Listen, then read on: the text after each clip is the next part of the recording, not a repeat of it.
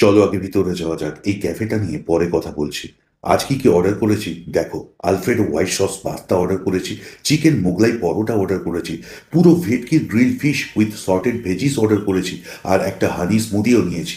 আর হ্যাঁ, brownie with আইসক্রিমটাও ছিল। Royal Bengal tiger cafe আমরা আজকে এসেছি গলফ ক্লাব রোডের ব্রাঞ্চে। আমার আজকে ভীষণ পাস্তা খেতে ইচ্ছা করছে, so I am ordering pasta. এটা হচ্ছে হানি লেমন আইস টি।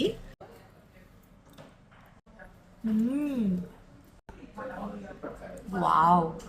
ভেটকির গ্রিলড ফিশটা টেস্ট করার পর আমি পুরোপুরি পাগল হয়ে গেছি, পাগল হওয়ার মতোই ছিল।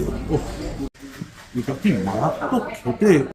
ও, ব্রাউনি উইথ আইসক্রিমটা জাস্ট টেম্পটিং ছিল। এই ক্যাফের খাবার খেয়ে আমরা দুজনেই মুগ্ধ হয়ে গেছি, কিন্তু বুঝতে পারছি না কেন এরা এত আন্ডার রেটেড। চিকেন মোগলাই খাচ্ছি, টেস্ট করে বলি। ও, যাকে বলে নাজুক খেতে, নাজুক। ভালো খাবারের সাথে সন্ধ্যেটা দারুণ করে কাটাতে গেলে আসতেই হবে এই ক্যাফেতে তোমাদের। আজকে চলি, আশা করি কন্টেন্ট ভালো লেগেছে। Follow for more.